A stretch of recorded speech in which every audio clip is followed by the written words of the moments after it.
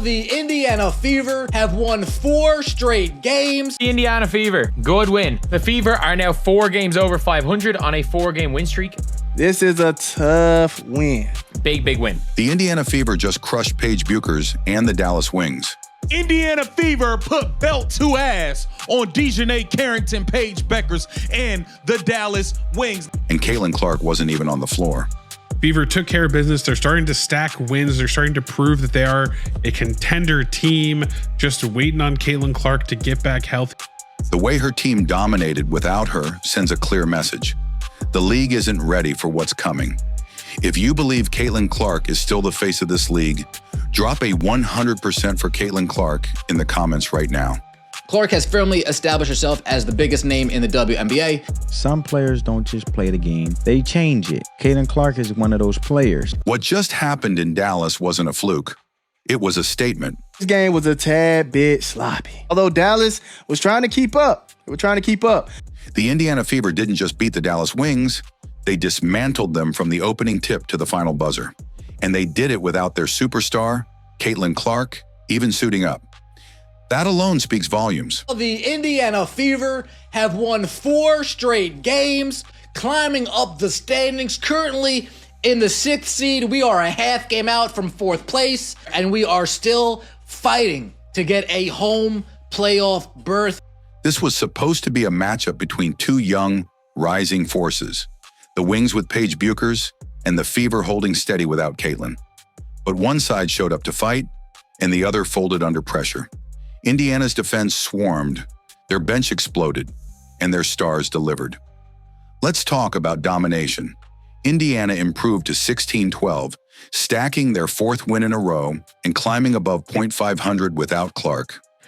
The Fever are now 4 games over 500 on a 4-game win streak. The tied largest win streak, biggest win streak over the last 2 years. The Wings, now sitting in shambles at 8-21, looking completely lost. The Indiana Fever got a much-needed victory tonight. You got Dallas that's now, I believe, 8-21 after this game. Their body language was flat, their rhythm broken, and their confidence shattered. That's what happens when a team gets punched in the mouth and doesn't know how to respond. Paige Bueckers may have scored 22 points. Paige is a beast, man. 7 of 14. She shot 50% from the floor. 0 of 1 of 3. 8 for 8 from the free throw line. 22 points, 4 assists, 4 rebounds. She gonna be a great player for a long time. But don't let the box score fool you. Paige Bueckers is like that. Main person going crazy on the other side was Paige Bueckers. Had 22 points, 4 assists, and 2 steals. I mean, it was just no stopping her. She was just pulling up from the midi. She completely disappeared in the 4th quarter. She didn't show up in the 4th quarter. Again, this is the 3rd straight time the Fever have beaten her, and it's clear the moment gets too big. Even with a favorable whistle and phantom foul calls, Paige Bueckers, a extremely special player with an extremely special whistle. She shot 1 3-pointer that wasn't a foul. One of them was a phantom, one she actually got foul. she couldn't lead. She couldn't lift her team. She couldn't handle the heat. Meanwhile, Indiana's stars thrived under pressure. Kelsey Mitchell was relentless, dropping 23 points. Kelsey Mitchell, man. Kelsey Mitchell, 23 points. Not that bad. Hitting clutch shots. Kelsey Pistol Mitchell came to the party 9 of 19, 23 points, 3 assists, 3 rebounds. Kelsey Mitchell, she came up big. Like, she had 23 points. Don't remember her doing too much other than hitting a huge dagger there at the end of the game. And playing with a fire that Paige just couldn't match. Kelsey Mitchell is always just so reliable. 23 points. Is that most of her threes tonight were off of inbound plays. She wasn't afraid of the moment. She owned it. That's the difference between being a scorer and being a leader. Aaliyah Boston and Natasha Howard were dominant inside. Both racked up double-doubles. Aaliyah was really good. Like Aaliyah with another double-double. Boston with 12 points and 11 rebounds. Aaliyah Boston had a solid game. 12 points, 11 rebounds, 5 assists, 3 steals, 5 turnovers. Howard with 11 points and a stunning 16 rebounds. They cleaned the glass like machines and punished the Wings for every missed shot. Aaliyah Boston did great tonight. Double-doubles for each of them. Tosh was huge on the offensive rebounds, pulling down and giving us lots of second chance opportunities. Dallas couldn't stop the bleeding. Even role players stepped up. Lexi Hull and Sophie Cunningham made hustle plays that energized the team. Sophie Cunningham had 6, but she had a 2 that was given. The defense really looked good, man. The defense really looked good. They were hustling. They were fighting, especially Lexi. Lexi Hull was killing it. Arie McDonald torched Dallas from deep. Arie and Kelsey, man, they have to do a better job finding the open man at the perimeter, man. It was so many times you had Sophie open. It was so many times you had Lexi open, just wide open. And Chloe Bibby came in and hit back-to-back threes that broke the game open. Chloe Bibby came in, bang, bang, 2 threes, and then got subbed out. This was a total team win. Aggressive, physical, and fearless. This was a collective win. And that's what makes this so special. The Fever didn't just win, they exposed Dallas.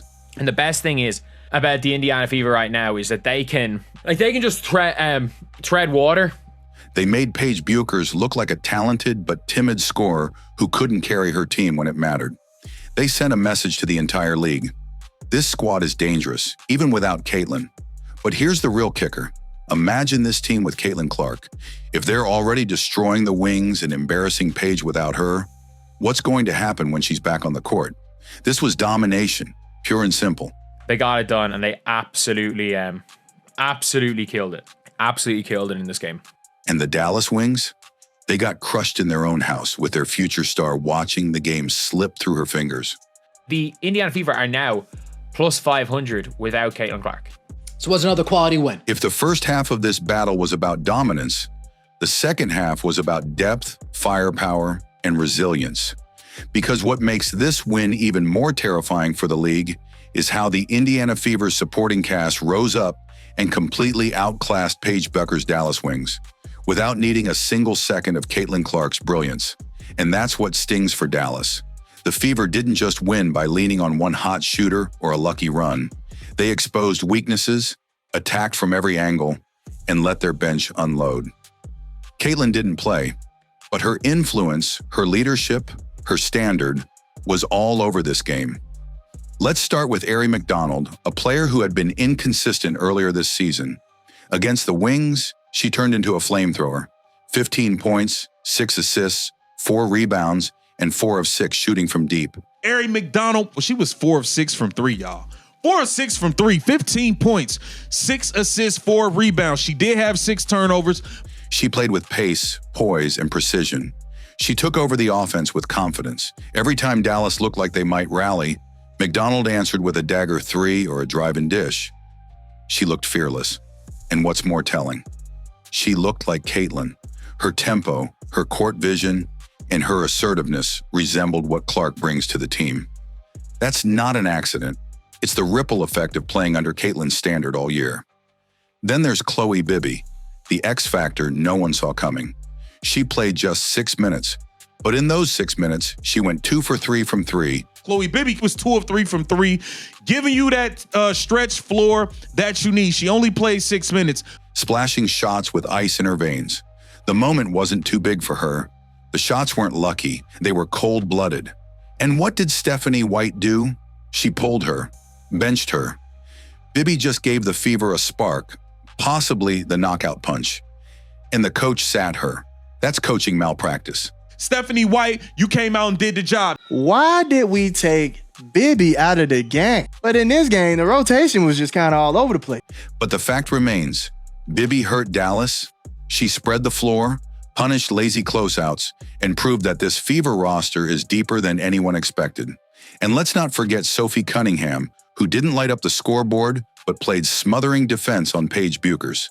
Sophie, the trophy, 1/2 of the Blonde Bombers, 6 points, 5 rebounds, 2 assists. Sophie Cunningham did a really, really good job on Paige Bueckers. Every cut, every screen, every fake, Cunningham was there, bodying up, forcing Paige into tough shots. One analyst even said Paige's 22 points were the hardest 22 she's had all season, and they weren't wrong. Paige got a few cheap calls, soft whistles and phantom fouls, but that couldn't hide the fact that she was locked. Paige got those 22 points off an awful lot of tough shot making this time. Down in the second half. Sophie Cunningham and Lexi Hull took turns making her uncomfortable. Paige was rushed, frustrated, and passive late in the game. And when her team needed her most, she vanished. Meanwhile, Kelsey Mitchell was everything Paige wasn't. She didn't just score, she closed. Mitchell drilled clutch shots in the fourth quarter. She embraced the moment. She fought through the chaos and delivered when it counted most. While Paige faded, Mitchell elevated. Kelsey Mitchell, again, another huge game for her. Huge fourth quarter for her. That contrast matters, because that's the Caitlin Clark effect. Mitchell has spent the season learning from the best, and it's showing. She's tougher, smarter, more willing to take the big shot. Caitlin's leadership is contagious, and it's transforming this entire roster. And don't overlook the front court either. Aaliyah Boston and Natasha Howard didn't just rebound, they punished the wings. Both recorded double-doubles and played bully ball in the paint. Howard had 16 rebounds. Natasha Howard today, 16 rebounds, 5 assists, 11 points. Natasha Howard, you played a good game today. And Boston added 5 assists to her 12-point, 11-rebound night. Together, they created a wall that Dallas couldn't break. You need to have a big that dominates in the paint and another big that can stretch the floor. I would love for her to just do that. Paige and her squad were simply outgunned. They had no answer for Indiana's inside presence, no counter for the perimeter attack, no defensive anchor to stop the bleeding. The Wings were chasing shadows, and even their coach looked helpless on the sideline. What this proves is something much bigger than just one win. The Fever are no longer just Caitlin Clark and the rest. They're a full-blown machine with dangerous weapons everywhere. So imagine this same team with all this firepower and then add Caitlin Clark back into the mix. That's not just a playoff threat. That's a title contender. And Paige, she's now 0-3 against the Fever. Each loss worse than the last. It's a win, like 3-0 on the year against Paige Bueckers and the Wings. This game didn't just humble her. It exposed the gap between hype and results. Caitlin Clark doesn't need to be on the court to remind you who the real face of women's basketball is. Her teammates just did that for her. We just holding the ship steady until the GOAT comes back. This game wasn't just about stats. It wasn't just about rebounds or shooting percentages. This was psychological warfare. This was Paige Bueckers walking into her own nightmare. Because while the scoreboard said Indiana Fever won, the truth is even crueler. Caitlin Clark didn't even play, and Paige still couldn't carry her team. This wasn't a game. It was a collapse. It was Paige trying to prove she belonged in the same tier as Caitlin, and falling apart with the whole world watching. Let's start with the context. Paige Bueckers came into this matchup with pressure mounting. National media pushing the narrative that maybe she was the heir to Clark's throne. She's got the name. She's got the fan base. She's got the Nike deal. All that was on the line against a Clarkless Fever team. And what happened? She folded. Paige scored 22 points, sure, but watch the game, and the story changes. She got bailed out by phantom foul calls, especially on three-point attempts. The Fever defenders barely touched her, yet the whistle blew, and Paige went to the line. That's not dominance, that's charity. And even with those gifts, Paige completely disappeared in the fourth quarter. Paige Bueckers, 22 points, 4 rebounds, 4 assists, 8 for 8 from the free throw line. The Paige whistle was real today. Kelsey Mitchell was bang average today. Down the stretch, Kelsey Mitchell showed up. Heck, how is Ari McDonald outplaying you in the fourth quarter? With her team down and desperate, she stopped attacking, stopped leading. She deferred. She took one shot in the last 5 minutes of a game, which I know it ended in 10, but like there was 6 points and you had control. You were dominating the game. And she just chose, nah, I'm not going to shoot it. She shrank. And when the Wings needed a closer, she just wasn't there. Compare that to Caitlin Clark's legacy. How many times have we seen her demand the ball in the final minutes? How many step-back threes, full-court dimes, and fearless drives in crunch time? Caitlin lives for the big moment. Paige, she ran from it. Paige Bueckers is a more skilled basketball player than Caitlin Clark. But Caitlin Clark's got that dog in her. And if you want to argue that Paige has a dog in her as well, that dog is a fucking golden retriever. That contrast is everything, and it only got worse. Because while Paige struggled, the Fever looked like a playoff team, confident and composed. They were led by players who used to defer to Caitlin, and now they're blossoming without her. But here's the thing. They're not doing it in spite of her. They're doing it because of her. Caitlin Clark raised the standard. Every practice, every film session, every team huddle, she demanded more. And now, even when she's off the court, the team still plays with her intensity. They've absorbed her competitive fire. They've become an extension of her game. And the fans, they made that clear too. Some players don't just play the game, they change it. Caitlin Clark is one of those players. In Dallas, the stadium was flooded with Caitlin Clark jerseys. It felt like a home game for the Fever, even though Caitlin never touched the court. Fans lined up by the tunnel just to catch a glimpse of her. Reporters caught her signing autographs for crowds that seemed to care more about her than the game itself. Paige Bueckers may have been the one playing, but Caitlin Clark was still the main attraction. That has to sting. You're the star on your own home floor, and the arena is buzzing for the injured superstar on the other bench. That's not just pressure, that's humiliation. And let's be honest, Paige Bueckers was in tears for a reason. Indiana Fever put belt to ass on Dejanay Carrington, Paige Bueckers, and the Dallas Wings. Fever took care of business. They're starting to stack wins. They're starting to prove that they are a contender team, just waiting on Caitlin Clark to get back healthy. Because this wasn't just a bad game. This was a mirror. It showed her the gap, the difference between potential and production, between popularity and leadership, between being liked and being feared. Caitlin Clark didn't play, and yet her shadow covered every inch of that court. The Fever looked energized just by her presence. The Wings looked rattled by the expectation. And Paige, she looked overwhelmed by the moment. There's a reason her team is now 0-3 against the Fever. There's a reason her team continues to fall apart in late-game situations. And there's a reason analysts are already walking back the next Caitlin talk. The Indiana Fever have won 4 straight games. This is a tough win. The Fever are now 4 games over 500 on a 4-game win streak. The tied largest win streak, biggest win streak over the last 2 years. Big win. The Indiana Fever. Good win. Because the truth is, there is no next Caitlin Clark. There's only one. She's the one who transformed a lottery-bound franchise into a playoff threat in one season. She's the one who dragged the Fever from irrelevance into sold-out arenas and national headlines. And now, even sidelined with an injury, her team is still demolishing opponents, still stealing headlines, still elevating the game. This win over Dallas wasn't just a box score victory, it was symbolic.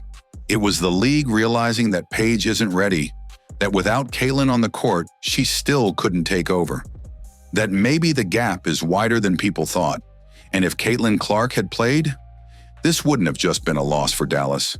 It would have been a massacre. Natasha Howard, you stepped up big. Aaliyah Boston, you handled business. Kelsey Pistol Mitchell, you was that electrifying scorer that we needed you to be. What the Indiana Fever just did to Paige Bueckers and the Dallas Wings was brutal. And Caitlin Clark didn't even step on the court. That's how powerful her presence is, her leadership, her standard, her impact. It echoes through every teammate, every possession, every win. Paige was supposed to rise to the moment. Instead, she crumbled. Her team folded. And Caitlin's squad proved once again, they don't just rely on her, they reflect her. So imagine what happens when Caitlin Clark returns.